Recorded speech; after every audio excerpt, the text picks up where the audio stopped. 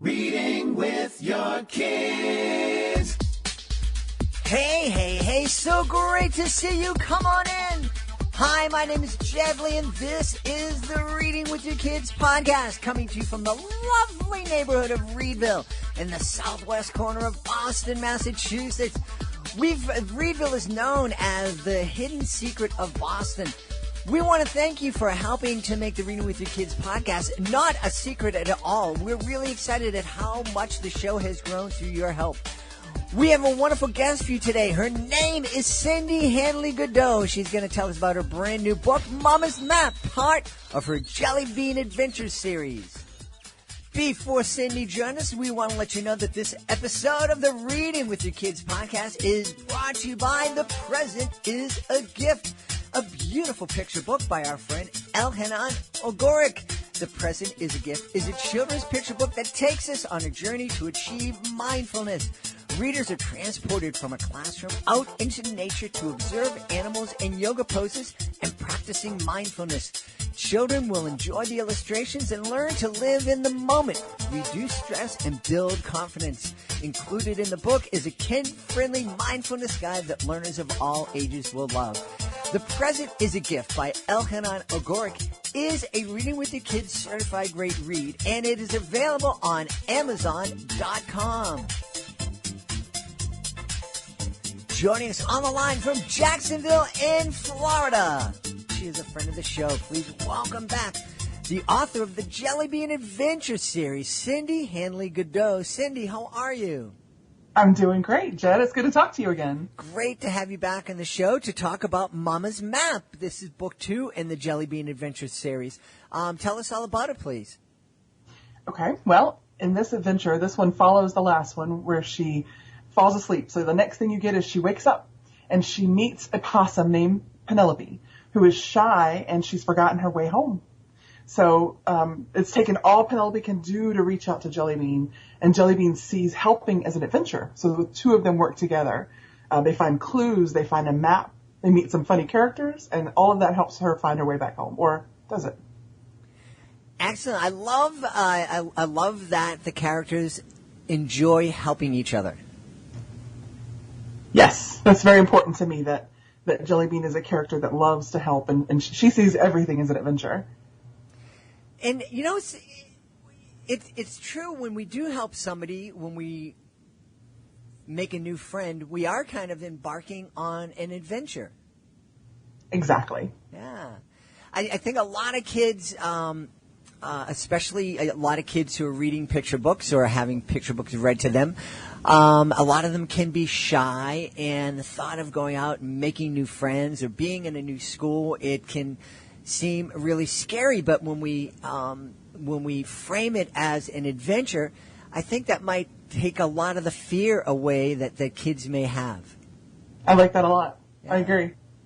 So what inspired you to create this particular book with these characters? Well, I wanted to continue her adventure, and I wanted her to be helping someone, so I considered different ways that she could help. And when I wrote it, I didn't realize it, but later in another interview, someone asked me who the character of Penelope is based on, and I realized it's based on my sister who's younger than me. When we were children, she was so painfully shy she couldn't speak in public. She'd whisper in my ear and I'd speak for her. So I think the character is kind of based on her in this. At the beginning, she can barely talk, and how she kind of blossoms throughout the story to become a friend of Princess Jellibean.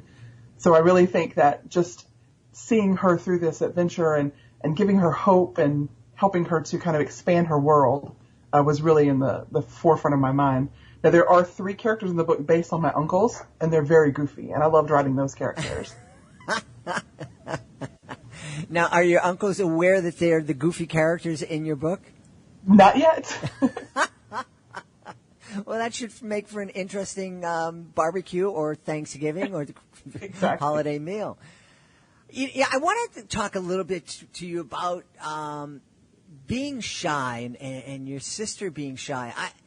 I remember, you know, it's hard to believe, but I remember being somewhat shy, but not to the point where it was painful, not to the point where, you know, I wasn't able to get up and talk and do what I was supposed to do. You know, there was always that kind of reluctance.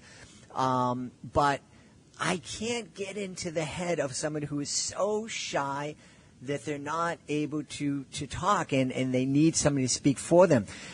Do you have any insight? I mean, I love that we're talking about this, and I love that your book's addressing this, because I think that it's real important. There are kids and there are adults who are this painfully shy. I agree. Yeah, with me experiencing that with my sister, I saw it firsthand for most of our childhood. And as I got older, I began to get frustrated with her because I felt like she should maybe grow beyond that. But it was like there was a cage around her that she couldn't reach beyond. It was physically terrifying to her to speak in public. And I have always been an extrovert, so I really can't relate to that. Mm-hmm. But I did witness that firsthand in my sister. So I think when there is someone like that, you have to be gentle. You know, those of us who are not painfully shy, we have to recognize this is a real thing. We have to be very gentle and kind of invite them little by little to reach out. In the story, Princess Jellibean tells her, I'll help you. And they start walking, and then they start talking about their families. They start making up songs. They do them in silly voices. Is anything to help her kind of come out of her shell is what Jellibean's doing. So she's helping her kind of warm up. By the end of the story, they're good friends. And that's what I wanted to see, was this development of this character go from really internal, scared to a point, to now seeing that the world maybe isn't as bad as she thought it was, and there are people like Princess Jellibean who are the helpers. Now, is it your sense that that's what it is? It's just that kids, folks, adults who are just painfully shy have this fear of other people? I would assume that it's fear-based. I mean, I'm sure that there are different reasons for it. Maybe something traumatic happened. Maybe something put them in the place where they thought they shouldn't be speaking. I really don't know. But what I imagine, as someone looking outside in, is that it is this fear. I don't know if it's fear of judgment, if it's maybe they had a stuttering problem and their fear of being judged. Mm-hmm. I don't know what it is, but it's something that seems to mentally, physically prevent them from being able to speak up in public. And it hurts me because I've never been that person. I've never had that problem, but I've seen it. Now, obviously being there for your sister was a big help for her, but I'm assuming, just from our conversation, that your sister's kind of grown to the point where she isn't as shy as she was when she was a child? Correct. She's now a mother of 2 children, and she's a little more outgoing. Definitely she's grown far beyond that shy little person that I hung around with as a kid. She speaks in public. She speaks up for her kids, and I'm sure, I think it was probably in our teenage years is when I saw her start to come out of that. Any idea what helped her break through? I'm going to have to ask her. That's a great question. Wow. I really will have to ask her that. Well, I imagine that it might be difficult for her or anybody to kind of put their finger on, well, this is exactly what it was. I'm sure that it was probably a series of events or learning moments and different people in her life. I'm curious as to whether or not, asked if whether or not the uncles knew that they're the goofy characters in your book. Does your sister understand that she is the very shy possum? Well, after I had the epiphany that helped me realize that she actually was the possum, I told her, and she thought she was just tickled at that idea, that she inspired a character in my book, even if it was subconsciously. That's wonderful. What other kind of reaction have you received from folks who've experienced the book? I've had a lot of great feedback. People telling me they really love the story.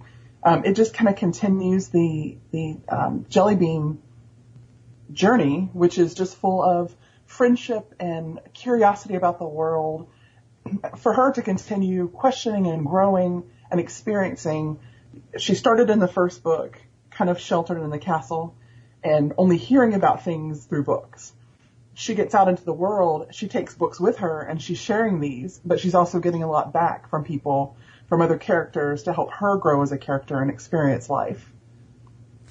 One of the things that I do, and I've talked about it here on the podcast, is in my educational magic shows, I oftentimes ask kids what they're thankful for. And I always get great answers from kids, but the answer that I get, and it's not that often, But the answer that I get that just tickles me is when a kid stands up and says, I'm really thankful that I get to help other people.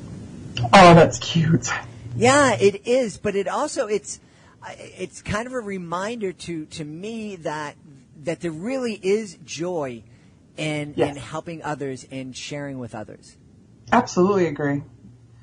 It's been fun for me to watch these little girls see themselves in my characters and kind of grab hold of these books. And now I'm having book signings, and they're showing back up from the first time they came. One little girl even came dressed in a rainbow cat dress, which just tickled me so much to know that she loved my character so much that she actually came dressed in kind of theme, because Princess Jellibean is a rainbow-hued cat. Uh-huh. This is really cool. This is, I've had the pleasure of having you on for the first Princess Jellibean Adventure book, and being friends with you on social media and watching you kind of grow as an author. Talk about that growth as an author, kind of taking the risk to go out there and write your first book, and now you have your encore, and it's obvious that you're developing lots of friendships with readers and with other authors. It seems it's been really a pleasure watching you kind of blossom as an author. I appreciate that. I've really enjoyed the whole process, both of me kind of reaching out to other authors who are more experienced, learning from them, but then also reaching back and sharing things that I've learned. I blogged about the whole process. And anytime it happens, people get sent to me, hey, so-and-so told me you're an author. Can you help me know how to become one? Then I have something to share with them to say, look, here's my journey. Here are the things I learned. This may help you. Here's some links I think that'll help. I really, really enjoy the community of authors, the writing community at large. No matter what the genre, they're very helpful, very eager to share what they've learned. And I absolutely love being a part of that. So I think when I wrote the first book, I wasn't sure. Pardon me. Because when it was published the first time and then that publisher went under, it made me question my writing. And I didn't feel very confident in my writing. So I thought, well, have I been fooling myself? Have people around me been lying to me? Are my stories not really good? But then another publisher picked me up and the first book came out. And to see people embrace it and love it and eager for more, and then to come out with a second one and see it embraced and loved and eager for more, it's so encouraging. So that I feel like, I have something of value to give the world. It's my little light that I can shine in this world through this character. And that really, really is exciting to me. You mentioned that the community that exists between authors, and I'll be honest with you, in the early days of this podcast when, whether you're creating a podcast or writing a book, it's really hard to, get out there and get noticed. And one of the things that kept me going was, in addition to understanding that encouraging families to read together is so very important, and that the mission of the podcast is so important. But one of the things that really sustained me and drove me is the community of authors and experiencing that and seeing how supportive authors were and how supportive they were of the podcast and of letting other authors know about the show. It was incredibly, it was an incredible discovery for me that I really, really loved. It really energizes you. Mm-hmm. Mm-hmm. It really does. When you make these connections, whether it be with readers or fellow writers, all of that just adds to your little energy bank, so that you're just ready to go out and do more and give more and be more, just because I don't want to use the, wind beneath my wings, but it kind of feels like that. They all just kind of lift each other up. Yeah. So I'm really happy to hear that your program was embraced that way, but that is what I've experienced with the author community at large. Talk a little bit about what you have learned as an author that you can share with somebody who hasn't connected with you yet, who hasn't found that author community, who may be listening, who's has this idea for a children's book that they would like to hopefully bring to life. Well, the first thing I generally share, and this is based on my own experience, is to educate yourself on the process. The very good thing that we have right now, pardon me, is the fact that there is the internet. So there's a lot of information out there. And there's a lot of people who've written a lot about the publishing process. So just, educate yourself about it from beginning to end. because that way you're less likely to be taken advantage of by someone there are people out there, unfortunately, who are going to try to take advantage and use your dream to make money from you, when in fact there are publishers, agents that aren't interested in getting money from you but promoting you for nothing. It's kind of mind-blowing that today, when there are literally millions of authors, that there are still publishing companies that are looking for the unknown person with a story to tell.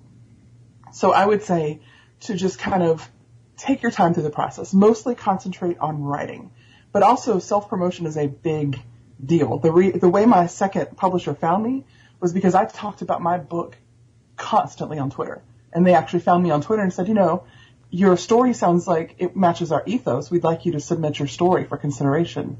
But it's because I was talking about my story and promoting myself. So I think as authors, we have to be our own marketing team. If you want your book to get out there, if you want to share your story with the world, then you have to learn to promote yourself. And I'm sure that's difficult for a lot of people, but I'm one of those people.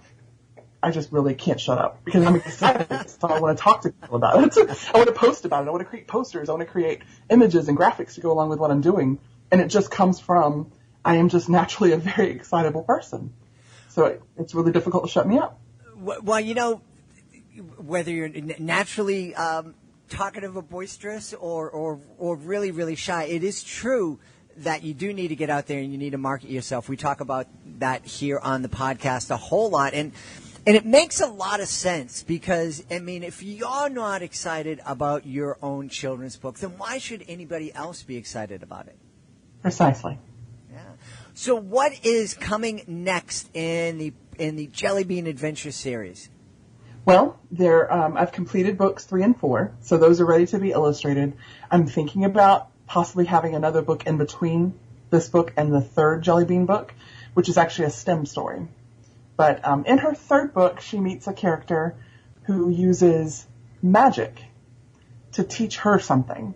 So it's exciting to me that you see her learning, where in the first 2 stories, she's kind of the helper. She's kind of involved in learning. In the 3rd book, she actually is getting something from another character. She's learned about something in a book, but this person wants to help her experience it. So I know that's kind of vague, but I can tell you, it teaches her to use her imagination, but it's kind of in a fun way using magic to teach her imagination. Well, I'm all for using magic to teach. That's what I've been doing for 30 years. I know you do. But it really, it's such a great tool because it does capture kids' imaginations, and kids. I'm very upfront with kids when I'm doing my magic, and if anybody at the end of the show says, "Where do you get your magical powers from?" I'm the first one to say, "I don't have any.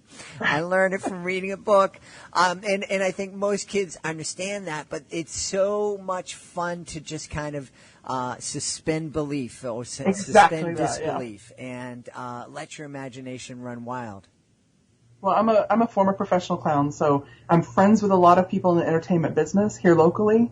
And so I have several friends who are magicians. Mm-hmm. And so when I wrote this story, I actually ran it by them to make sure that I'm not stepping on any toes or, misrepresenting anything. And they actually enjoyed the story. So I'm kind of excited that it would be embraced by that group of people that take that work very seriously. That's wonderful. Now, you mentioned that book 3 is ready to be illustrated. You and I share an illustrator, Sanghamita Dasgupta. Just talk a little bit about that relationship because unlike a lot of authors who just turn in their manuscript and then they never get to meet the illustrator, you and Sanghamita have a great friendship and working relationship. Yes, I think we are cheerleaders for each other, and I really enjoy that. She's another excitable person. So not only does she illustrate my books, but she becomes a cheerleader and a promoter and an agent because she talks about them online, and she enters the images in contests, and I just get so swept up with her and the excitement of all of it. It's just so wonderful to work with somebody who is in love with your character as much as you are because, I pour a lot into Princess Jellibean of myself. Mm-hmm. And then to have that embraced by someone who can then say, okay, here's this idea. Let me give it a face. And then to run with that. It's just such an exciting and fun thing.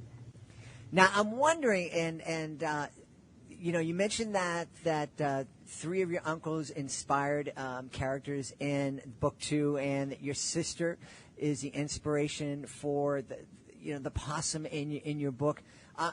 Do your friends and family, do they need to be aware of the fact that they could be turned into a character of your book at any moment? It would never be an evil or wicked character. I would never do that to a family member. It's always going to be someone who brings something positive. In my STEM story, my father and my mother are inspirations for characters in that book. They're always going to be positive things that are the inspirations for my characters because my stories are very positive. Yeah. Well, people I know are going to want to know when book 3 is available. They're going to want to know when the new STEM story is available. So tell folks where they can connect with you online. Absolutely. I have a website, ch.goodeaux, which is goodeaux.com. I put all my books that come out through there. Of course, all my books are on Amazon and Barnes & Noble. Or they could follow me on Facebook, facebook.com/Princess Jelly, Jelli.